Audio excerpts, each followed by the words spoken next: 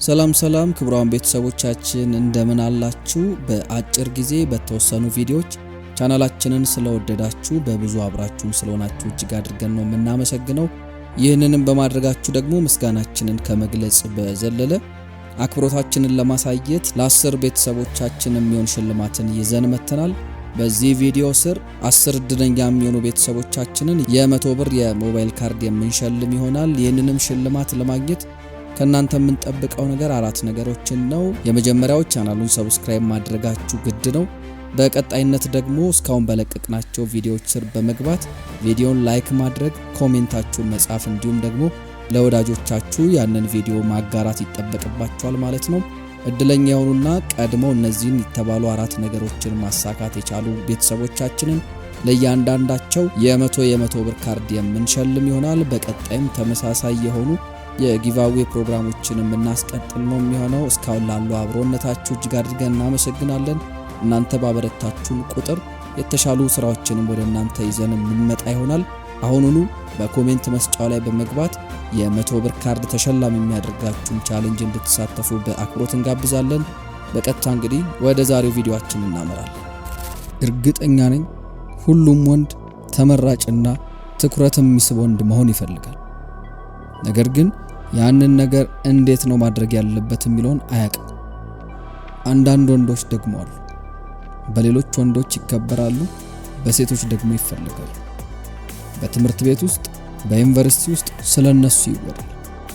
ከነሱ ጋር መታየት የማይፈልግ ሰው የለም። የብዙ ሴቶችም ክራሽ ናቸው። እንደዚህ ያሉ ወንዶችን ቶፕ ቦይ ብለን እንጠራቸዋለን። ታዲያ አንተም በትምህርት ቤት ወይም በስራ ቦታ እንደዚህ አይነት ወንድ መሆን የምትፈልግ ከሆነ ይሄንን ቪዲዮ እስከ መጨረሻው ማየት ይኖርባል። ምክንያቱም እንደዚህ አይነት ወንድ የምትሆንባቸውን 8 ወሳኝ መንገዶችን ነው ማስታጠቅ። አንተ ብቻ ቻናሉን ሰብስክራይብ ያድርግ፣ እስከ ፍጻሜው ተከታተለኝ። በቀጥታ ወደ ነጥቦቹ ገባል። አንደኛ፣ የማታውቃትን ሴት በፍጹም ቻት እንዳታደርግ።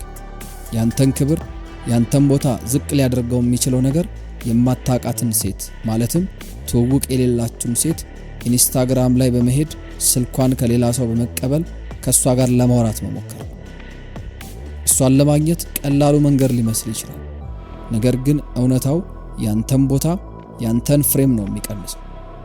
እርግጥ ነው ሪጀክት አድርጋለች፣ አልፎም ለሴት ጓደኞቿ ደስ የማይል ነገር ትናገርባለች።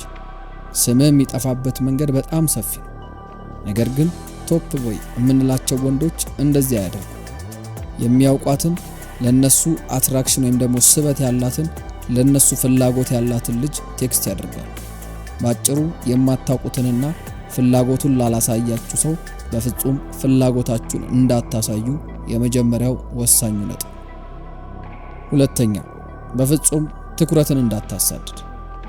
አንዳንድ ሰዎች አሉ ትኩረት በሙሉ ወደ እነሱ እንዲሆን በማድረግ ጮክ ብሎ ይናገራሉ። ከሚገባቸው በላይ አክት ያደርጋሉ።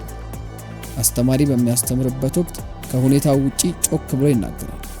ይሄ ደግሞ የክፍሉን ትኩረት ወደ እነሱ ይስባል። እንዲህ የምታደርግ ከሆነ መቼም ቢሆን ቶፕ ቦይ አትሆንም። አንተ ወደ ትኩረት አትሄድም፣ ትኩረት ነች ወደ አንተ የምትመጣው። እንደ አንበሳ ዳርህን ይዘህ ተቀመጥ፣ አትናወጥ፣ ጸጥተኛ ለመሆን ሞክር። አስፈላጊውን ነገር ብቻ አድርግ። ዝምታ ኃይልን ይሰጣል። ብዙ ፈገግ አትበል። እንደዚህ ስታደርግ ከሚጠበቀው በላይ ሰዎችን የመሳብ ኃይልን ታገኛለህ። ሶስተኛ፣ ሰውነትህን ተንከባከብ፣ ደግሞ ዝንጥ ብለህ ልበስ። ከመልበስ በፊት ልብሱ የሚሸከመውን ሰውነትህን አስተውል። ብረት የምትገፋ ከሆነ ጂም የምትሄድና ሰውነትህን የምታስተካክል ከሆነ እመነኝ የትኛውም ልብስ ያምርብሃል። እሱማ ጆንያ እንኳን ቢለብስ ያምርበታል የሚባለውን ሰው ትሆናለህ። ልብሶች አንተ ላይ ይሄዳሉ። እንደ ሌሎቹ ሁሌ አዲስ ልብስ ግዛ፣ ልብስህን ቀያይር አልልህ። ነገር ግን የምትለብሳቸው ልብሶች መታጠባቸውንና ንጹህ መሆናቸውን እርግጠኛ ነው። ልብስ ሲጸዳ፣ ሰውነትም ሲፈረጥምና ሲያምር በእርግጥም ደስ ትላለህ። የሁሉንም ትኩረትን መሳብ ትችላለህ። አራተኛ፣ ክብርህን አስቀድም። በሃይ ስኩል፣ በካምፓስ፣ በኮሌጅ አንድ የተለመደ ነገር አለ። ሰዎች በተለይም ደግሞ ወንዶች ከመከበር ይልቅ መወደድን ያስቀድማሉ። በዚህም ምክንያት በሁሉም ለመወደድ ሲሉ የተለያዩ ሰዎችን ይጋብዛሉ፣ ቀልዶችን ይቀልዳሉ፣ ጥሩ ለመምሰል ይጋጋጣሉ። ትልቁ ስህተታቸው ይሄ። እነዚህ ሰዎች ለመወደድ ነው የሄዱት። ሊወደዱ ይችላሉ፣ ነገር ግን ክብርን ለማግኘት በጣም ይቸገራሉ። ለመወደድ ብለው ይቀልዳሉ፣ ራሳቸውን ዝቅ ያደርጋሉ። አንተ እንዲወዱ ሳይሆን እንዲያከብሩህ ነው ማድረግ ያለብህ። ሲያከብሩህ ሊወዱህ ይችላሉ፣ ሲወዱ ላያከብሩህ የሚችሉበትም ሰፊ ምክንያት አለ።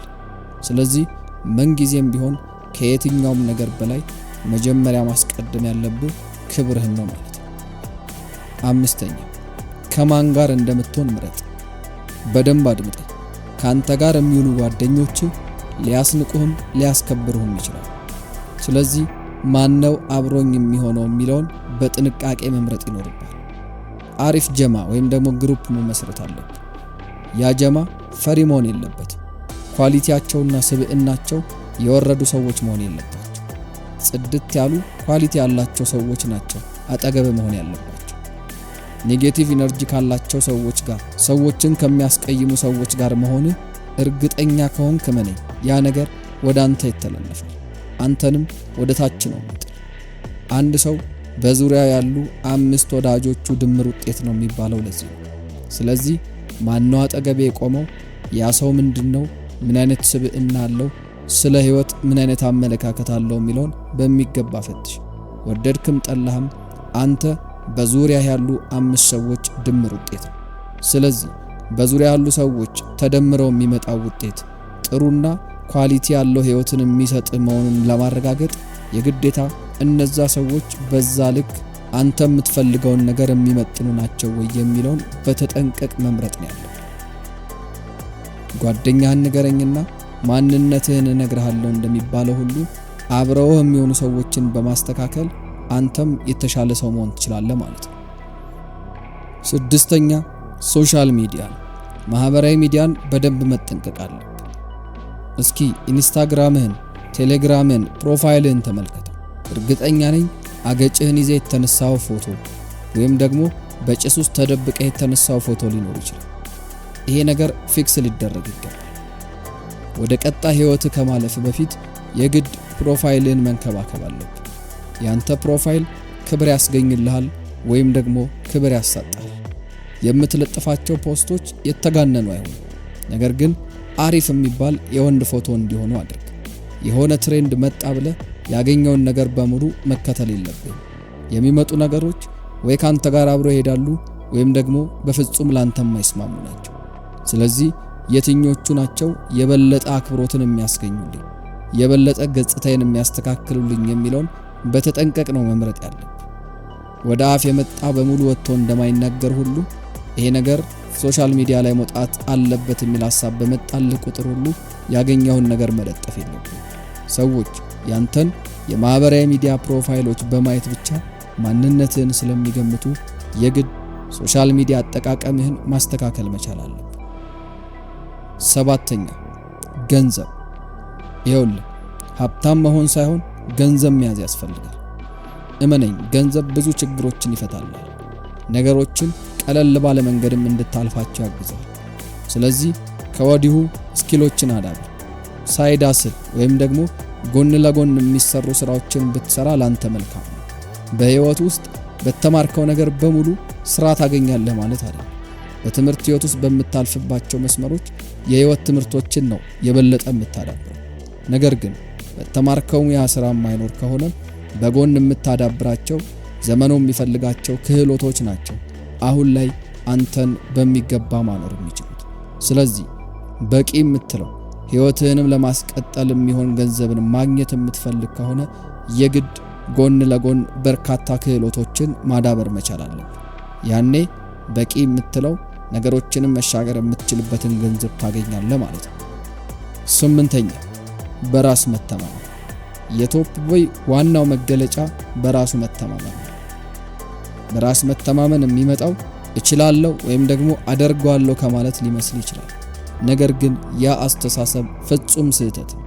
በራስ መተማመንን ለመጀመር ምን ላድርግ ካልከኝ ታዲያ አሁን ቀጥሎ ማስቀምጠውን ሚስጥር ተከተል። መጀመሪያ ካራክተር ወይም የሆነ ገጸ ባህሪን ፍጠር። ጀግና፣ ደፋር፣ ኃይለኛ የፈለግከው ሱፐርማንም በለው ስፓይደርማን አንተ ብቻ የፈለግከውን ካራክተር ምርጥ። ከዛም በዛ ካራክተር ቦታ ራስህን ቀርጽ፣ ራስህን ተመልከት። ያ ካራክተር አንተ እንደሆንክ አስብ። ያኔ ነገሮች በሙሉ ይቀየራል። ስለዚህ ወዳጄ በመግቢያችን እንዳነሳ ነው ቶፕ ቦይ መሆን የምትፈልግ ከሆነ በወንዶች መከበርና በሴቶችም መፈለግ የምትፈልግ ከሆነ ዛሬ ያነሳናቸውን ወሳኝ ነጥቦችን የግድ መከተል ይኖርብሃል ማለት ነው። በቀጣይ ሌሎች የወንዶች ጉዳይን የተመለከቱ ጉዳዮችን ይዤልህ እመጣለሁ። እስከዛው ቻናሉን ሰብስክራይብ እያደረግ እንዲሁም ደግሞ ለጓደኞቼ እያጋራ ትቆየኛለህ። ይመችህ።